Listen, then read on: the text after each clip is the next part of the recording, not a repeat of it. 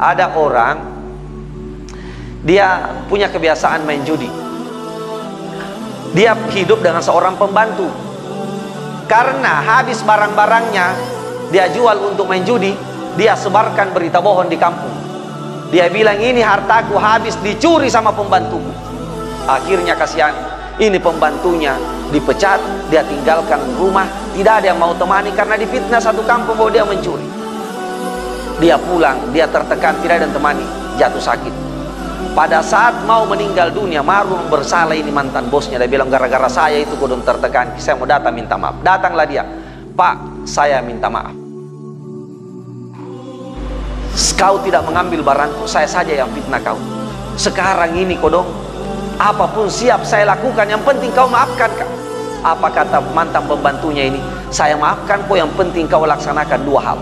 Dia bilang, biar 10, dia bilang jangan 2. Apa yang pertama saya akan laksanakan? Yang pertama dia bilang, ambil ini bantal, lalu ini bantal bawa ke atap rumahku. Di atap rumahku kalau tiba aku di atas, robek itu bantal, keluarkan kapok-kapoknya baru biar diterbangkan oleh angin. Oh gampang, dia ambil bantal, dia bawa naik, dia robek itu bantal, dia lemparkan, akhirnya ditiup oleh angin. Pernah lihat kapok diterbangkan angin? Nah, turun, sudah saya perintahkan yang pertama. Apalagi perintahmu yang kedua? Yang kedua, kalau mau kau saya maafkan, naik kau kembali ke atap rumahku, lalu kau kumpulkan kapok-kapok yang diterbangkan oleh angin. Menangislah mantan bosnya, dia bilang, tidak mungkin saya kumpulkan itu. Apa kata orang ini? Sama tidak mungkinnya, meskipun lu cerita di satu kampung bahwa bukan saya yang ambil barangmu, tidak mungkin orang satu kampung percaya.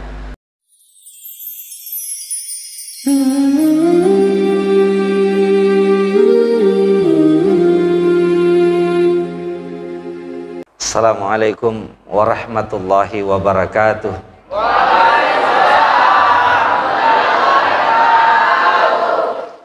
Bismillahirrahmanirrahim. Alhamdulillahirabbil alamin. Hamdan naimin, hamdan syakirin.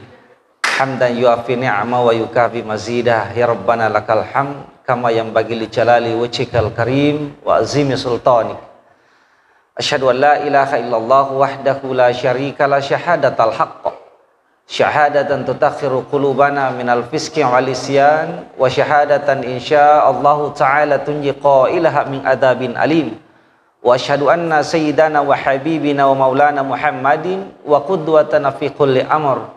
Wa salawatullahi wa salamuhu daimaini mutalazimaini ala hadan nabiyil karim wa ala man tabi'ahum bi ihsan ila yaumidin wa ba'd.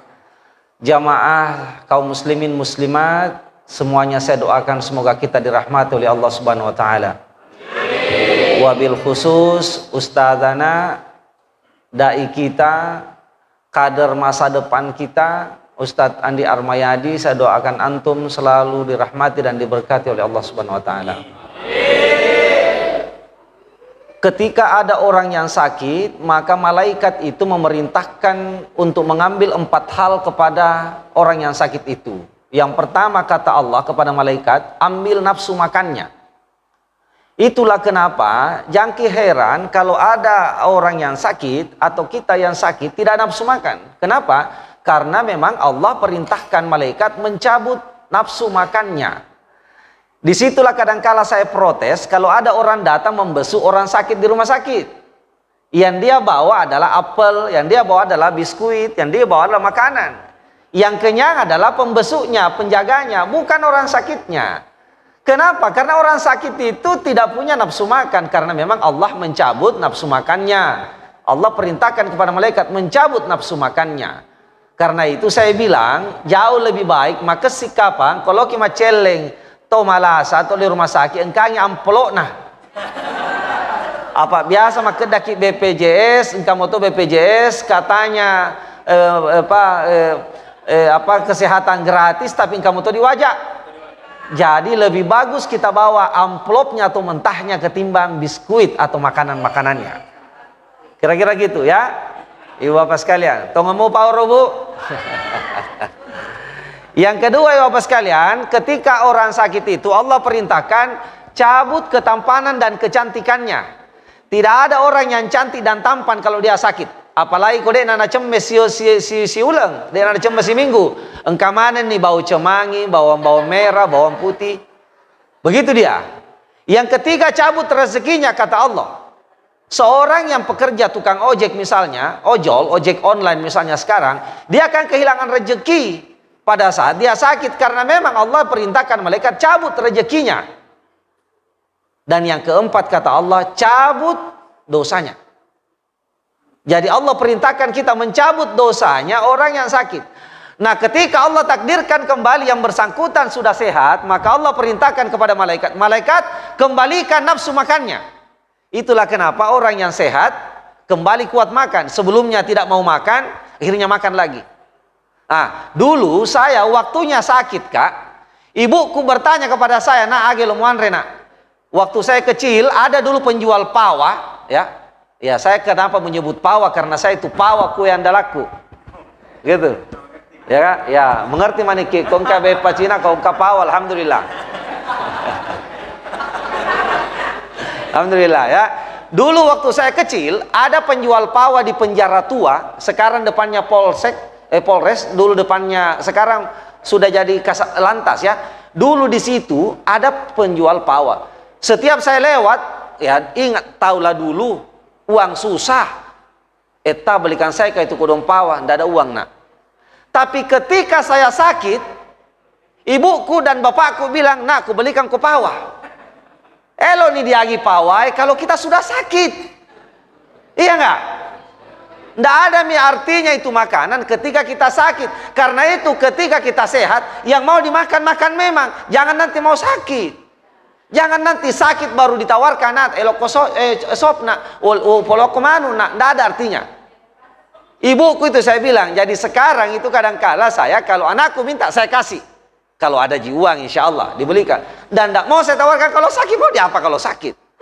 Nah, kembali ke tadi, ketika Allah sudah takdirkan dia sembuh, dikembalikan nafsu makannya. Kuat lagi makan, alhamdulillah. Yang kedua diberi ketika dia ditakdir sehat, kembali lagi ketampanan kecantikannya. Sudah mandi, sudah sehat, apalagi sudah datang ke masjid bonding ke salon untuk bonding sudah cantik dan cakep. Dikembalikan rezekinya.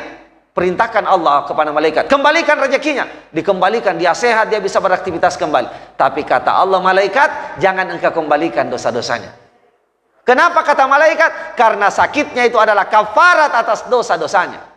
Jadi ibu bapak sekalian, kalau ada orang di antara kita yang hari ini sakit, jangan kita mengeluh. Karena bisa jadi itu cara Allah untuk menghapus dosa-dosa.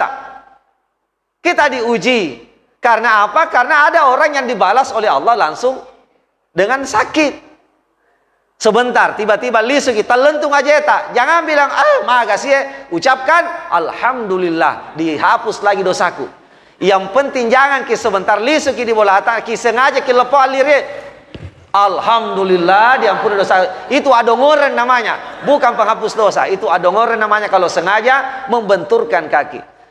Nah, apapun kondisi kita hari ini, mau sakit, mau sehat, ucapkan alhamdulillahirabbil alamin. Kita masih bisa berkumpul taklim di tempat ini, masya Allah. Ingat ibu bapak sekalian, ada yang bilang, saya tidak usah mendengar taklim pengajian karena naulemuto cado-cado kadiolo bulakung kali ngamuto ceramai. Memang ilmunya kita dapat, tapi berkahnya kita tidak dapat. Ibu bapak sekalian, saya katakan begini. Orang yang sholat di masjid, pahalanya kan lebih banyak daripada sholat di rumah. Berapa berbanding pahalanya? 27, kan gitu kan? Nah, ada orang katakan, hadis lagi menyampaikan, bahwa satu kali kita sholat di Masjidil Haram, berbanding berapa kali kita sholat di masjid lain. Apakah bedanya masjid di rumah dengan Masjidil Haram? Ibu bapak sekalian, coba perhatikan. Ibu bapak sekalian, pada saat perjalanan Isra dan Mi'raj, yang disebutkan di situ tidak menyebutkan Makkah ke Palestina. Yang disebutkan adalah masjid ke masjid. Ada apa di masjid? Dan kenapa doa yang ada di Masjidil Haram itu diijabah, dikabulkan langsung kepada Allah? Dan kenapa pada saat kita berdoa di Masjidil Haram tidak terasa air mengalir, air mata keluar mengalir? Itu karena energi positif yang berada di Masjidil Haram, energi yang luar biasa. Ibu-ibu, apa bedanya? Coba, kalau tidur di rumah, apalagi kepala hari Jumat, manyama tutin roy kau sampai Jumat. Dan kalau kita tidur siang, Itu paling enak tidur di masjid daripada di rumah. Kenapa tidur di masjid lebih enak dari tidur di rumah? Karena energi positif berada di rumah ini. Ibu bapak sekalian, di rumah kita kadangkala masih gosip, masih bertengkar, masih memberikan contoh yang tidak baik kepada anak. Tapi di masjid semua kebaikan dilakukan. Membaca Al-Quran, berzikir, sholat, puasa. Di sini kebaikan semua dicerita. Nah, karena kebaikan dicerita, maka energi yang berputar di tempat ini adalah energi positif semua. Itulah berkah. Apa yang dimaksud dengan berkah? Berkah itu dari kata-kata barakah. Berkah itu dari kata-kata gunung Merapi, gunung berapi. Itu gunung Merapi, kalau keluar larvanya tidak menghancurkan pokoknya. Itulah berkah. Keluar sesuatu manfaatnya, tidak mengurangi nilai tambahannya. Kalau ada uang tak Rp1.000, tidak berberkah kalau tidak belanjakan. Ya kan berkurang, Ustadz. Berkurang, Ustadz Andi Armayadi. Kalau saya berikan uangku 1.000, saya berkurang memang di mata Ata. Tapi di mata Allah terjadi pertambahan. Yang 1.000 itu sudah tercatat dan ada pertambahan. Itulah berkah, ibu bapak sekalian. Nah, bedanya mendengarkan ceramah di tempat ini, ada berkah yang lain. Apa itu? Berkah silaturahim. Di masjid, di rumah tak mendengar, belum tentu kita dapat berkah silaturahim. Mana habba yubsata fi rizqi wa yusalahu fi athari falyasir rahimah. Apalagi kalau kita berjabat tangan. Mami muslimani yaltaqiyani fayatasawfahani ghufira lahu qabla yatafarraq. Siapa di antara kita hari ini baku bombe-bombe, lalu setelah kita tinggalkan tempat ini berjabat tangan belum berpisah tangan tak sebentar, Allah sudah menghapus seluruh dosa-dosa. Tapi Pak Ustadz, ada ton di rumahku batena motowi tamak jabat tangan nasianu sila demutoi si bombe-bombe, berarti makna yatasawfah itu dia tidak mengerti. Apa bahasa Arabnya saling memaafkan? Minta maaf, al-afu, meminta maaf. Apa makna dasarnya? Menghapus. Kalau kita menghapus pakai papan tulis, saya pakai menulis, baru saya hapus pakai kapur, biasa ada bekasnya kan? Tulisan-tulisan putihnya masih ada. Kalau saya pakai spidol whiteboard, saya pakai menulis, masih ada bekas-bekas hitamnya. Itu namanya al-afu, menghapus. Karena itu bukan menghapus namanya yang kita pakai. Apa? As-sabhu. Makanya diksi kata yang dipakai dalam hadis ini, mami muslimani yaltaqiyani fayatasawfahani. Apa itu sabhu? Sabhu itu dari kata-kata suhub. Suhub itu artinya lembaran. Bagaimana caranya? Kalau mau kita sudah berjabat tangan saling memaafkan, kita lupa, diganti papan tulisnya ini, papan tulis baru kita pakai. Percaya saja. Serapi-rapinya dokter ahli bedah mengoperasi, pasti ada bekas jahitannya, ada bekasnya. Tapi kalau papan tulis baru kita pakai, percaya saja tidak ada yang tersisa. Jadi saling memaafkan itu artinya yatasawfahani, artinya kita ganti lembaran-lembaran lama dengan lembaran-lembaran baru. Ada yang katakan, nasa ustaz mata ada wasa magiga, apa mau keras nasakiti hatiku. Berat, memang mau maafkan kita, tapi hatiku ini sakitnya itu di sini, misalnya. Kira-kira gitu kan? Nah, pertanyaannya pilih mana? Mau pilih memelihara dendam atau pilih surga? Pilih surga. Nah, kalau kita pilih surga, hapus itu. Tugas dan tanggung jawabnya manusia apa? Memaafkan. Tugas tanggung jawabnya yang membalas kejahatan orang adalah Allah Subhanahu wa taala. Kalau ada yang sakiti ki fitnah ki jangan ki balas ki. Nah kira kapan tidak bisa fitnah? Ku fitnah tongko. Sama saja ibu bapak sekalian. Ada orang dia punya kebiasaan main judi. Dia hidup dengan seorang pembantu. Karena habis barang-barangnya dia jual untuk main judi, dia sebarkan berita bohong di kampung. Dia bilang ini hartaku habis dicuri sama pembantuku. Akhirnya kasihan, ini pembantunya dipecat, dia tinggalkan rumah, tidak ada yang mau temani karena difitnah satu kampung bahwa dia mencuri. Dia pulang, dia tertekan, tidak ada yang temani, jatuh sakit. Pada saat mau meninggal dunia, maru bersalah ini mantan bosnya. Dia bilang gara-gara saya itu kudun tertekan, saya mau datang minta maaf. Datanglah dia, Pak, saya minta maaf. Kau tidak mengambil barangku, saya saja yang fitnah kau.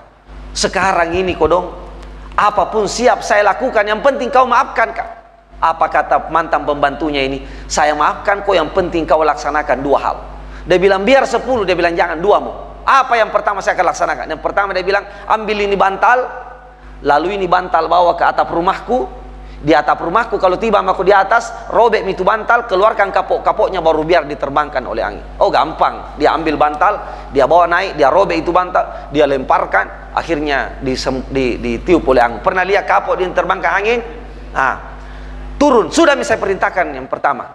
Apalagi perintahmu yang kedua? Bila yang kedua, kalau mau kau saya maafkan, naik kau kembali ke atap rumahku, lalu kau kumpulkan kapok-kapok yang diterbangkan oleh angin. Menangislah mantan bosnya, dia bilang tidak mungkin saya kumpulkan itu. Apa kata orang ini? Sama tidak mungkinnya meskipun lu cerita di satu kampung bahwa bukan saya yang ambil barangmu, tidak mungkin orang satu kampung percaya. Karena itu agama mengajarkan bicara yang baik-baik, atau kalau tidak diam saja. Jangan gampang memfitnah orang, karena begitu dahsyatnya tadi. Bahaya Pak, belum tentu. Apalagi di antara kita kan ada biasa begini, kalau dengar kisah itu bicara tas 1 kilo lebihnya. Jadi jarang orang menyimpang uang di bal lebih, selalunya pas-pasan. Tapi jarang orang menyimpan cerita pas-pas, selalu ada lebihnya. Nah itu biasa. Kali ngeyanu koro sini lebih sampai beredar gitu.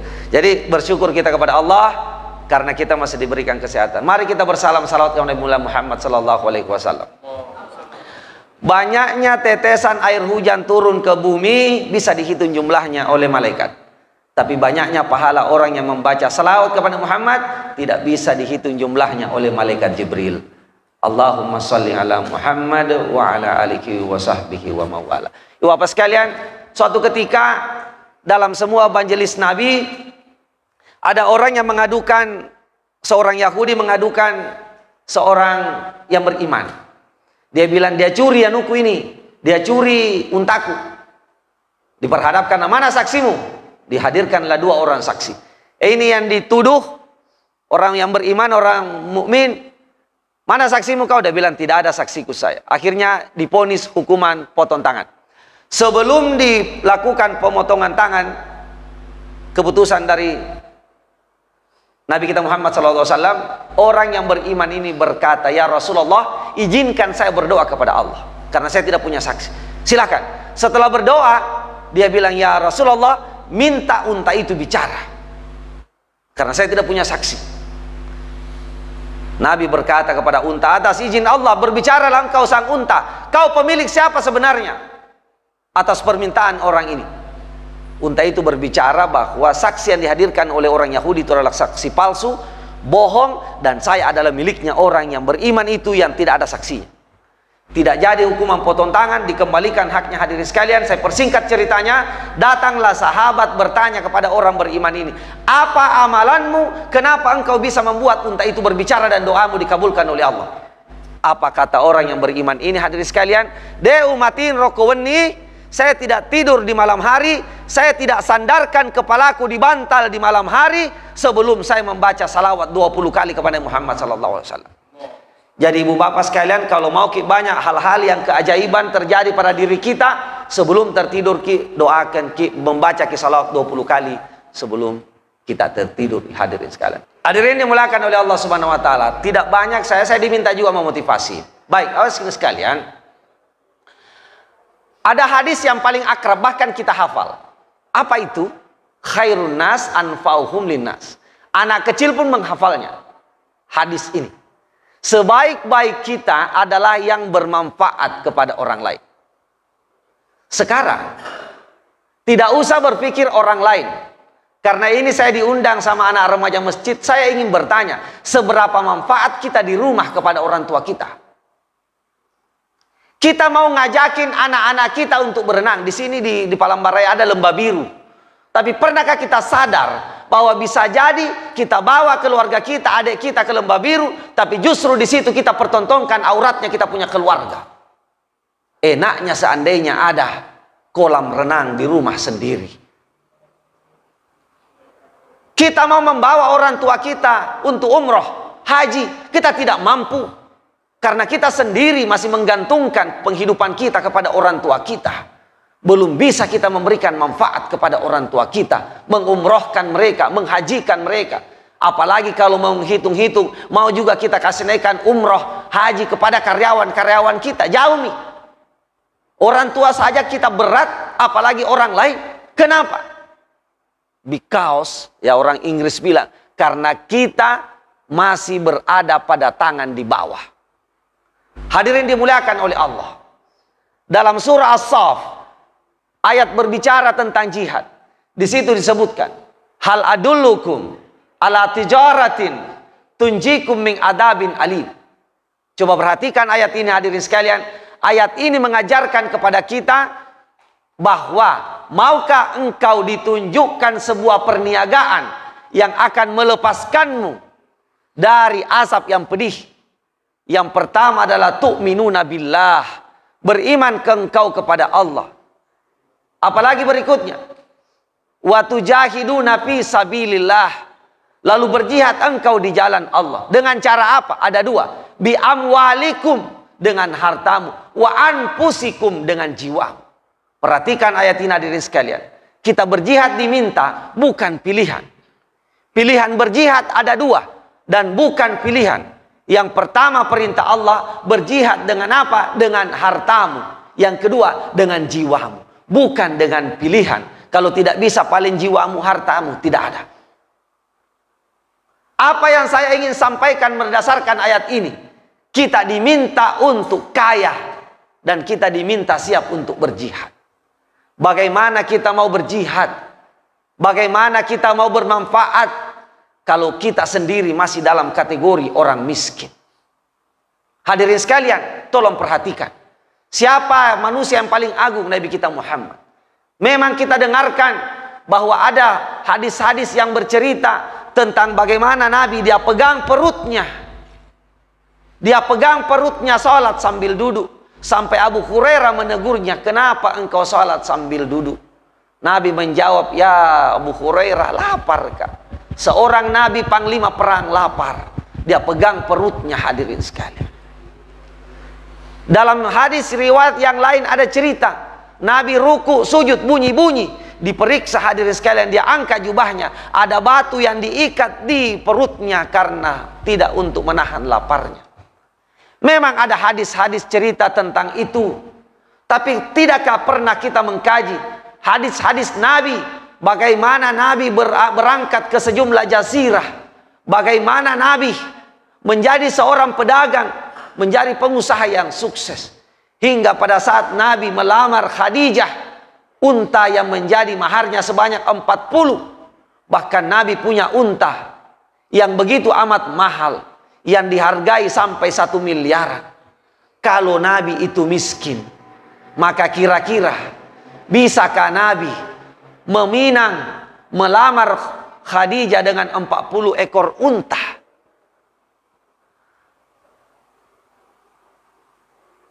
Nabi suatu ketika didatangi oleh Umar bin Khattab. Umar bin Khattab melihat ada pelepah, bekas tikar pelepah kurma di pipinya Nabi. Tapi di ujung dia lihat Nabi ada pakaian perangnya. Apakah Nabi orang yang miskin? Saya katakan memang ada fase Nabi orang miskin, tapi kebanyakan fasenya Nabi adalah fase orang yang kaya. Itulah yang terus menerus ke bawah. Coba perhatikan hadirin sekalian. Dari 4 sahabat Nabi, cuma 1 Nabi yang cuma 1 sahabat yang miskin. Cuma Ali bin Abi Thalib. Itu pun Ali bin Abi Thalib miskin, tapi dia orang yang berilmu. Kalau orang berilmu, percaya saja, ada saja sumber dari rezekinya kalau dia punya ilmu pengetahuan. Dahulu, kenapa bisa seorang Syekh Yusuf bisa masuk di keluarga kerajaan Goa?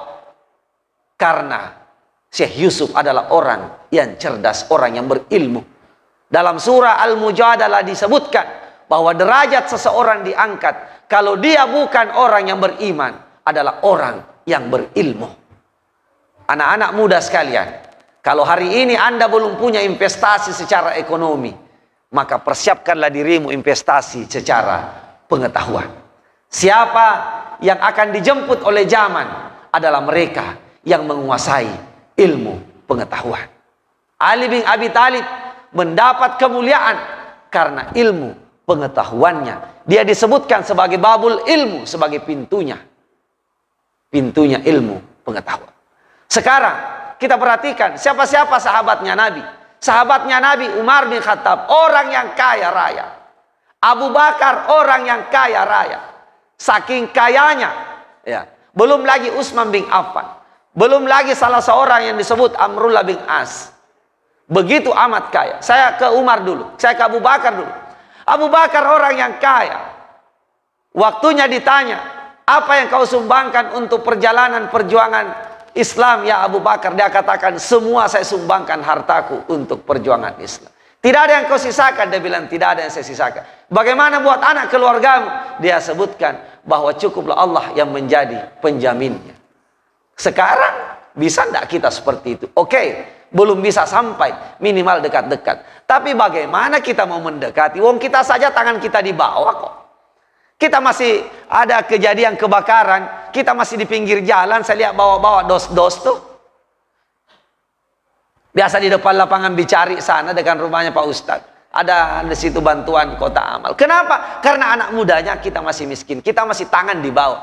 Padahal kita dengarkan sabda Nabi, al-yadul ulya khairun minal yadus sufla. Tangan di atas lebih baik dari tangan di bawah. Al-mu'minu qawiyyun. Orang beriman yang kuat khair minal mu'minu da'if, dari baik daripada seorang yang beriman. Hadirin sekalian, saya pernah bertemu dengan seorang Yahudi di lantai 18 Hotel Borobudur. Waktu itu delegasi dipimpin oleh Imam Syamsi Ali. Saya ditelepon dari Makassar, yuk kau ke Jakarta Ping, kita ketemu di sini. Berangkatlah saya ke sana. Tiba-tiba di situ diperkenalkanlah saya dengan seorang itu. Dia katakan, Ping, ini orang di Amerika, dia seorang Yahudi. Kapan saja mau ketemu Barack Obama, waktu itu Presiden Amerika Barack Obama, kapan saja mau ketemu dia diberikan waktu. Saya bilang, apa nih keistimewaannya ini? Dia katakan, karena dia orang yang kaya. Coba perhatikan siapa-siapa yang mendapatkan apalagi penghargaan tertinggi di dunia itu, Nobel apa namanya? Nobel apa itu yang? Ya itu, yang paling tertinggi kan itu Nobel ya Ustadz ya. Coba perhatikan berapa orang Muslim yang dapat. Coba perhatikan, yang paling banyak dapat adalah orang-orang Yahudi. Hadirin sekalian, sekarang ini tantangan kita di Bulukumba misalnya, karena masih banyak tempat prostitusi yang di Bira itu. Tapi bagaimana ketika mau disuruh tutup, perdanya ada, tapi disebut lagi ini PAD. Belum lagi kalau disebut apa? Belum lagi kalau disebut berapa tenaga kerja yang akan hilang. Kita umat Islam hanya nonton aja terus. Coba bayangkan, kalau saya pengusaha sukses, saya buat pabrik di Bulukumba, yang karyawannya ada 1000. Lalu saya bilang ke Pak Bupati, tidak perlu saya demo Pak Bupati, kalau tidak bisa kita bersihkan itu di atas ke tempat karaoke yang bermaksiat membuat banyak keluarga, saya cabut pabrikku di sini, saya pindahkan ke Bantai. Itulah bedanya kalau kekuatan ekonomi kita kuat. Karena itu saya bilang, anak-anak muda, Anda harus menguasai ekonomi. Kalau kekuatan ekonomi Anda kuasai, percaya saja, jangankan Bulukumba, dunia bisa kita rubah, hadirin sekalian. Coba perhatikan ayat dalam Al-Quran, berpasang-pasangan, ketawa, bersedih. Tapi bicara ketika soal kaya, di situ tidak menyebutkan miskin, tapi menyebut cukup. Jadi kalau ada orang Islam yang miskin, bukan salahnya orang Islam. Bukan salahnya Islam. Karena Islam mengajarkan, kalau bukan kau kaya, kau harus cukup. Apa yang harus kita kuasai? Ekonomi. Mau jadi PNS, mau jadi orang kaya, rasa-rasanya agak susah. Kecuali kalau PNS juga pengusaha juga. Karena menurut Nabi 90% pintu rezeki ada di dunia perdagangan dan dunia usaha. Sekarang ini, kita di Palembarae bisa menjual berdagang sampai ke Amerika. Kalau kita kuasai digital marketing, kalau kita kuasai teknologi, kita bisa kerajinan apa di sini, kita kuasai di media sosial, kita bisa menjual. Tidak perlu sekarang ada toko mau menjual apa-apa. Cukup bagus digital marketing kita, bagus cara kita menguasai di IT, di teknologi, bisa kita kuasai. Hadirin sekalian, bagaimana kita mau perbaiki masjid ini? Kalau tidak ada orang-orang sanggup, orang-orang kaya yang ada di sekeliling kita. Siapa lagi berikutnya? Kita turun lagi. Abdullah bin Amr bin As. Dia orang yang amat kaya. Saking kayanya, kalau diutangkan hartanya kepada seluruh penduduk Madinah, masih ada 1/3 hartanya. Kalau diberikan lagi masih ada sepertiga lagi. Diberikan lagi pembangunan masih ada lagi, saking banyaknya hadirin sekalian. Tidak habis-habis. Ya. Sekarang kita, ayolah. Ibu-ibu, didik anak-anak tak. Jangan mau arahkan ke selalu mau jadi PNS. Didik anak tak. Nak, saya doakan kau nak. Semoga kau menjadi pengusaha sukses. Banyak karyawan. Karyawanmu itulah dengan kau rezekimu. Kau kemudian memberikan makan. Berapa orang yang mendoakan anak. Mr. Redmond Cafe. Cafe yang saya dirikan 2 tahun yang lalu. Hampir tutup. Bayangkan pendapatannya sebulan sisa 18.000. Sehari 18.000 tidak ada orang mau datang. Pandemi dan pilkada Ustaz. Tidak ada mau datang. Istriku mengeluh. Tidak bisa mas sanggup bayar gaji. Apa artinya? Akhirnya dia katakan saya mau tutup saja. Banyak alasan. Saya katakan tidak. Jangan ditutup. Kenapa? Mau kemana lagi tuh karyawan kalau kita tutup? Jangan memutuskan rezeki melalui tangan kita. Bismillah kita lakukan. Kita bangkit kembali. Setelah Idul Fitri saya bangkit. Saya ambil alih. Saya menulis menceritakan itu di media sosial. Di Facebook saya tulis. Saya ceritakan bagaimana perjalanannya. 2 minggu bangkit hadirin sekalian. 18.000. Naik ke 1,8. Sampai tembus ke 5 juta. Sampai tembus ke 1 juta. Sehari. Saya ditanya, didatangi banyak orang. Apa rumusnya? Saya bilang tidak ada. Resepnya satu. Apa? Sedekah. Keuntungan hari Jumat ke hari Kamis dikumpulkan. Lalu siapa yang membutuhkan sedekah? Saya tanya ke karyawan, siapa yang miskin di sini, siapa yang butuh? Kita distribusi. Ada korban kebakaran, kita larikan. Saya dengarkan Jumat lalu terlambat makanannya pemadam kebakaran. Saya bilang kirimkan ke sana. Sedekah. Karena kita sudah tahu sedekah. Ini kekuatan sedekah. Kalau kita tidak tumpah tidak akan diisi oleh Allah. Jadi harus kita tumpah dulu ini air supaya Allah isi. Karena kalau tidak ditumpah baru diisi, maka Allah katakan percuma jadi diisi karena tak tumpah-tumpah. Begitulah rezeki bekerja hadirin sekalian. Jadi ketika saya ditanya, ada pengusaha es datang. Dia bilang ke saya, Pak Arun, mau tutup investasiku besar. Saya orang luar, bukan orang Bulukumba. Dia penjual, dia investasinya es itu. Es apa yang namanya? Ya kristal. Apa nuta Pak? Dia bilang, sholat malam tak bagaimana? Dia bilang tidak pernah putus. Dia bilang bagaimana hubungan tak ke istri tak? Dia bilang istriku penghafal. Penghafal, hafiz. Meskipun orang cacat. Saya bilang kalau itu masalahnya berarti ada marketing yang salah. Nah saya menggunakan pola silent marketing. Itu saya anukan. Saya bilang ayo kita bersinergi, kita kolaborasi. Esmu saya yang pakai. Itu salah satu. Kemudian yang kedua saya akan endorse kau. Itu pola yang kita pakai. Ayo kita sama-sama. Ya. Tidak ada yang tidak mungkin hadirin sekalian. Jadi dari mana? Dari sedekahnya. Itu janji Allah. Ustaz Tarmayadi pasti sudah dengarkan di mana-mana ceramah. Sudah tuntas ini kita soal sedekah. Sekarang ini satu mami. Dipraktekkan mami. Karena terlalu banyak kita tahu ini. Bahkan kalau ditanya mau masuk surga. Mau semua masuk surga. Tapi perilaku tak tidak mau masuk surga. Kita beriman verbal. Tapi perilaku kita tidak beriman. Sekarang hadirin sekalian, ibu-ibu khususnya, doakan ki anata. Itu kalau marah-marah ki anata, marah-marah kita tapi bagusnya jangan pakai kata-kata yang tidak bagus. Wih, betapa ya Pak Bupati ya. Betapa ya Presiden ya. Betapa ya Gubernur ya. Mana kita tahu? Karena doanya ibu. Ada suatu ketika saya cerita soal ibu-ibu. Anaknya Manggabarani itu, ya seluruh bersaudara Pak Manggabarani itu, mulai Pak Idris Manggabarani, Yusuf Manggabarani mantan Wakapolri, semua anaknya sukses.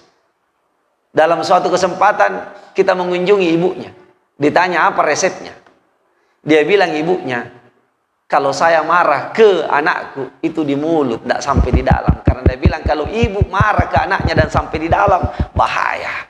Jadi ibu-ibu kalau marah ke anak tak, jangan bawa ikodong ke dalam. Yang kedua kalau kita maki bagus tadi itu. Ih anak soleh. Gitu-gitu kan. Ih mencari bupati kok. Betapa kok misalnya gitu.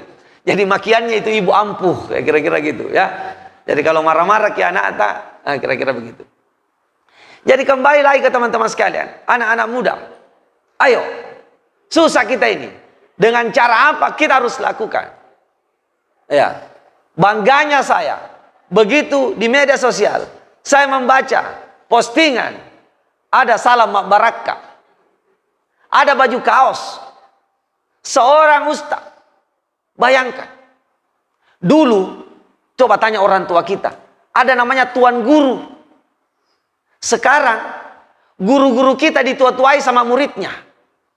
Karena muridnya lebih pakai motor daripada gurunya. Sekarang cengeng sekali guru, cengeng sekali murid, dicubit sama gurunya, pulang melapor ke bapaknya. Datanglah bapaknya mengamuk. Dia tidak tahu bagaimana perjuangan seorang guru. Dulu kita mendengarkan istilah tuan guru yang akrab dipanggil tang guru. Saya telusuri apa makna tang guru. Saya telusuri kenapa dipanggil tang guru. Karena ternyata guru-guru dulu begitu amat berharga kemuliaannya. Bahkan dulu ada identitas seorang tuan guru, yakni sepeda ontelnya. Dikala tidak ada orang masih susah sepeda ontel, dulu guru-guru sudah pakai ontel. Apa artinya? Dia orang yang punya ilmu, tapi dia juga orang yang punya uang. Dia berharga, dia bermartabat. Sekarang enggak. Muridnya dan gurunya kodong. Bagaimana gurunya mau mulia? Tenaga honorer dibayar 3 bulan dalam sekali. Itu pun 300.000 kodong dibayarkan gurunya. Lalu bagaimana berkah itu akan turun? Kalau kita dengarkan syakautu ila waqi hibsi, kisah cerita Imam Syafi'i yang mengadukan kepada gurunya Waqi. Susah. Dulu tuan guru kita panggilnya, begitu amat mulia. Sekarang Pak, karena itu begitu bangganya saya ketika ada ustadz, ada dai, ada ASN yang juga punya usaha. Kalau ada di antara anak-anak muda, oh, Pak, saya mau jadi politisi, saya mau ikuti jejaknya Kak Piping Harun Spin, jangan ikuti jejak saya. Saya ini ada kesalahan dalam jejak sampai saya politisi. Saya tidak mengikuti sunnah Nabi. Apa sunnah Nabi? Sunnah Nabi itu ada 3 sebelum dia jadi seorang pemimpin, sebelum jadi politisi. Pertama, investasi sosialnya. Nabi Muhammad itu mendapatkan gelar Al-Amin, itu investasi sosial. Karena mendapatkan kepercayaan diberikan gelar Al-Amin. Yang kedua, Nabi Muhammad adalah seorang pedagang. Apa artinya? Setelah investasi sosial, investasi ekonomi. Dan yang terakhir, setelah investasi sosial ekonomi, baru kemudian menjadi seorang pemimpin, menjadi seorang politisi. Banyak orang menjadi pejabat, mencari uang di jabatannya. Padahal jabatan DPR, jabatan bupati adalah jabatan untuk mengabdi, bukan untuk mencari uang. Kalau mau jadi orang kaya, jadi pengusaha. Jadi anak-anak sekalian, Anda jadi pengusaha. Ikuti ikuti Umar, ikuti Utsman. Yang luar biasa dia. Dia pengusaha, tapi sumbernya jelas. Jadi kalau kita kembali ke hadis tadi, khairun nas anfa'um linnas, sebaik-baik manusia mau bermanfaat buat orang, bagaimana kita mau bermanfaat kepada tetangga kita yang miskin kalau kita sendiri tidak bisa membantu mengeluarkan kemiskinannya? Kita mendengarkan hadis Nabi, siapa yang melunaskan utang seseorang, maka Allah akan mempersilakan dia masuk surga di mana saja misalnya. Tapi bagaimana kita mau melunaskan utang seseorang? Nah, kita sendiri orang yang punya banyak utang. Bagaimana kita mau naikkan orang tua kita ke tanah suci kalau kita sendiri masih susah dari sisi ekonomi? Karena itu anak-anak muda saya ingatkan sekali lagi, kuasai ilmu pengetahuan, Anda kuasai perekonomian. Kalau Anda kuasai perekonomian, maka selangkah lagi Anda akan menguasai dunia. Ingat, orang Yahudi yang ada di Indonesia, di dunia ini, orang Islam yang ada di dunia hampir 2 miliar sekarang. Tapi orang Yahudi yang ada di dunia cuma berapa? Tidak sampai 200 juta. Tapi perhatikan sekarang Israel. Dahsyatnya di Amerika. Kenapa seluruh presiden harus ketemu sama orang-orang Yahudi? Karena perekonomian di Wall Street itu dikuasai oleh orang-orang Yahudi. Belum lagi siapa? Kita masuk 2 organisasi besar di Indonesia, Nahdlatul Ulama dan Muhammadiyah. Siapa pendiri Nahdlatul Ulama? Kiai Haji Hashim Asy'ari. Saya baca sejarahnya, Kiai Haji Hashim Asy'ari ternyata adalah seorang pengusaha sukses, hadirin sekalian. Siapa pendiri Muhammadiyah? Kiai Haji Ahmad Dahlan. Saya telusuri siapa Kiai Haji Ahmad Dahlan. Ternyata Kiai Haji Ahmad Dahlan usia 7 tahun sudah berangkat tanah suci. Di zaman itu sudah usia 7 tahun pergi tanah suci, tidak mungkin, pastilah orang kaya, hadirin sekalian. Ternyata Kiai Haji Ahmad Dahlan adalah seorang pengusaha kuda. Banyak sekali kudanya, perkebunannya. Kiai Hashim Asy'ari banyak sekali perdagangannya. Tokoh-tokoh syarikat Islam yang ada di Indonesia rata-rata orang-orang kaya.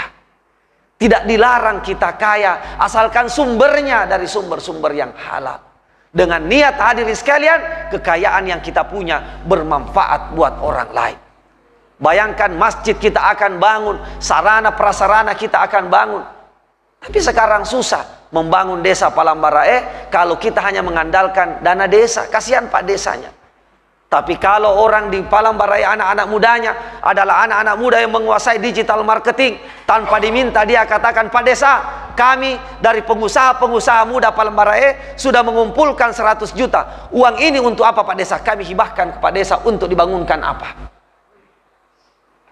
Pak Desa, kami dari pengusaha-pengusaha muda ini yang jualannya apa, menguasai di media sosial, kami sudah punya uang begini, untuk diapakan Pak Desa? Saya mau Pak Desa, imam-imam yang ada di masjid di Palambarae kita naikkan umroh, kita naikkan tanah suci. Dari mana uangnya? Ini hasil donasi kami pengusaha-pengusaha muda Palambarae Pak Desa. Bangganya masyarakat kita di Palambarae kalau itu kita lakukan. Tapi kalau baru mau bikin maulid, bikin lagi permohonan sumbangan, sampai kapan tangan kita di bawah, hadirin sekalian? Tangan kita harus di atas.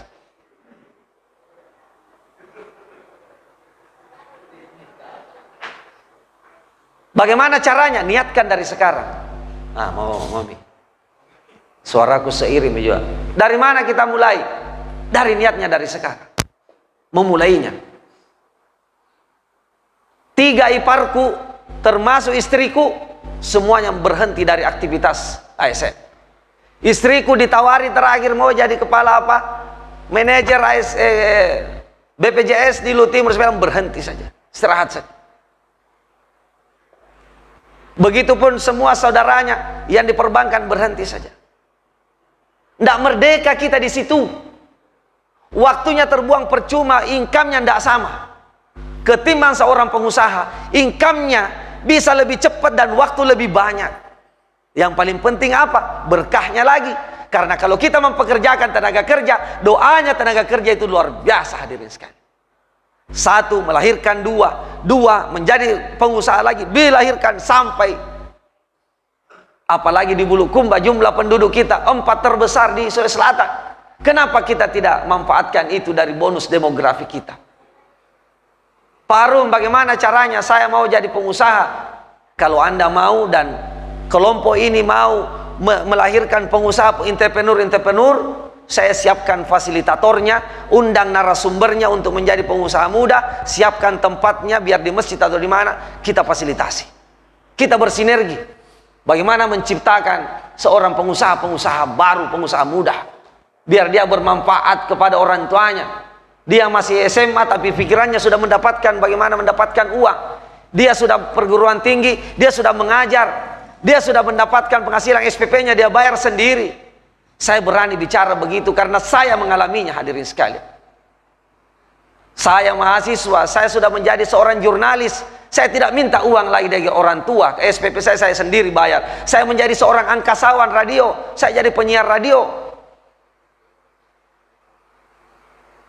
Saya dirikan kemudian sekolah anak yatim, dulu namanya BIPES, di depan kantor KPU. Karena saya rasakan bagaimana tidak enaknya mau kursus bahasa Inggris tidak ada uang. Saya bilang tidak boleh dirasakan oleh adik-adik saya. Sekarang kita punya sekolah kelas MRC Life Skill. Yang mau diajari apa silakan datang. Mata pelajarannya silakan berkomunikasi dengan kita. Kita fasilitasi dalam bentuk sedekah ilmu. Ayolah anak-anak muda, kita bangkit. Berdakwah tidak perlu semuanya harus jadi ustadz. Tapi Anda menyongkong, Anda memperjalankan luar biasa. Begitu bangganya para dai-dai kalau kemudian, Pak, saya sudah punya tabungan. Tabungan ini saya mau siapkan buat rumah tahfiz. Tolong Pak Ustadz, Anda jadi pembinanya di situ. Semua bangunannya sudah saya siapkan dari usaha yang saya punya. Mengalir amal jariahnya, Masya Allah. Betapa banyak orang bermanfaat karena itu. Jadi anak muda, khususnya di Palembang, yuk kita rubah cara berpikir kita. Bermanfaat harus mampu. Caranya mampu, dari sekarang kita miliki skill dan kehidupan, miliki skill dan kemampuan itu. Jangan berpikir apa yang saya harus lakukan, tapi persiapkan diri saja. Diniatkan baik-baik, lalu kemudian kita bangkit bersama. Saya kira itu saja yang saya bisa sampaikan, Bapak sekalian. Terima kasih segala perhatiannya. Mohon maaf atas segala kekurangan. Suara saya sudah suara seksi ini, ya kan? Hampir tadi saya bilang tidak sanggup datang, tapi saya lihat sudah ada flyer yang beredar. Saya bilang wajib datang kayaknya ini. Saya datang insya Allah. Mudah-mudahan di lain waktu kita bisa bersua lagi. Mungkin di waktu yang akan datang sesinya sudah kita berbeda. Maksud saya begini, kasih sesi ibu-ibu majelis taklim barangkali jangan selalu materinya kalau majelis taklim itu surah Yasin terus. Tapi barangkali bagus itu materi-materinya majelis taklim bagaimana menjadi ibu yang baik. Bagaimana bertutur kata yang baik kepada calon generasi kita. Jadi kita lahirkan dan tidak melulu ibu rumah yang majelis taklim itu ibu-ibu. Gadis-gadisnya pun demikian. Karena kita sudah siapkan generasi calon-calon ibu yang sudah menguasai. Ya. Jangan mau menikah pihak anak baru dikasih duduk baik-baik. Begini nanti anak kalau sudah kau menikah. Padahal pendidikan menjadi istri itu seharusnya dilakukan sejak awal. Saya mau bilang, jangan marah-marah ke anak tak. Kalau pada saat sudah menikah, anak tak yang perempuan tidak bisa dihargai suaminya karena pada saat di rumahnya dia tidak pernah mendapatkan contoh dari ibunya menghargai suaminya, bapaknya di rumah.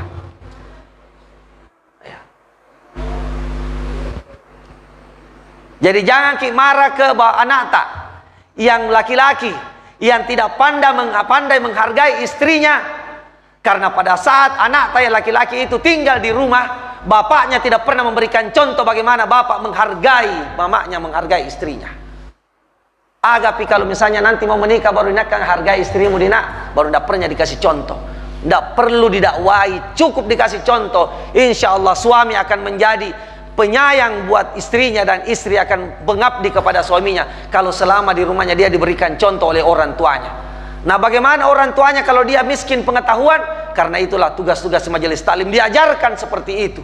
Jangan selalu materi Yasin, majelis taklim pertama sampai terakhir itu saja terus materinya.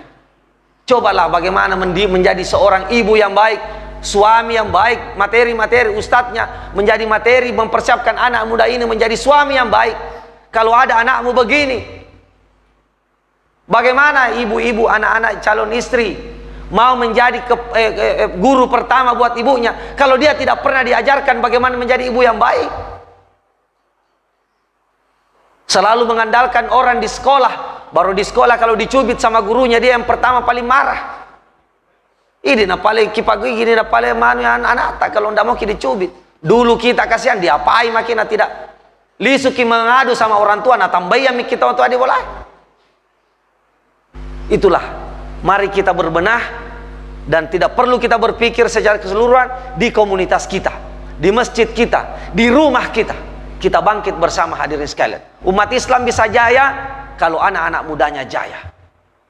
Bagaimana orang-orang tua kita mau memberikan amanah kepemimpinan ke anak muda kalau anak mudanya tidak tampil meyakinkan bahwa memang saya sudah pantas diberi amanah untuk menjadi sesuatu di Palembang ini. Ya. Kasih lihat ke orang tua bahwa memang tahu pantas mi anak-anak karena luar biasa mi kegiatannya, dia mandiri mi. Tapi kalau anak-anak mudanya masih cengeng, bagaimana orang-orang tua kita mau memberikan amanah ke kita? Bedek pana mampu, dek pana sanggup. Gitu saya kira hadirin sekalian. Saya lebih banyak penekanan ke anak-anak muda. Saya kira karena mayoritas di sini anak muda, apalagi saya diminta memberi banyak motivasi. Yang lain kan saya pikir kita sudah tahu. Semua apa pikir ini sekarang kita mami yang tidak mau baik pak. Buka ke Facebook ada dakwah. buka ke YouTube, ada salamat barakat. Ya kan? Di mana-mana, buka ke Twitter, ada dakwah. Buka ke HP, ada aplikasi dakwah, di mana-mana dakwah. Tapi kenapa angka kriminal semakin meninggi? Berarti ada yang salah di situ. Ada yang salah. Coba perhatikan berapa angka perceraian yang terjadi di Bulukumba. Coba perhatikan. Berarti ada yang salah dong dalam beragama kita. Mari kita benahi itu semua hadirin sekalian. Kita bangkit. Kita bangkit dan dimulai dengan semangat anak muda. Mudah-mudahan di kampung lain kena berkah. Syukurlah kita di Palambara ini. Ada Ustadz Armayadi yang mau bina keliling dari masjid ke masjid. Ketimbang di desa lain kodong belum tentu kodong bisa dapat suasana seperti ini. Artinya karena kita dapat di sini rezeki, maka kita harus lebih baik dari desa lain. Kan itu seharusnya. Remaja masjidnya seharusnya lebih baik dari desa lain. Di Kecamatan Gantara. Bukan malah ada yang kalah di tempat lain. Kalah dari sisi apa? Prestasi, ketaatan ke orang tua. Berprestasi, menjadi orang hebat, bermanfaat ke orang lain. Itu saya kira. Saya kira demikian. Billahi taufiq wal hidayah. Wassalamualaikum warahmatullahi wabarakatuh.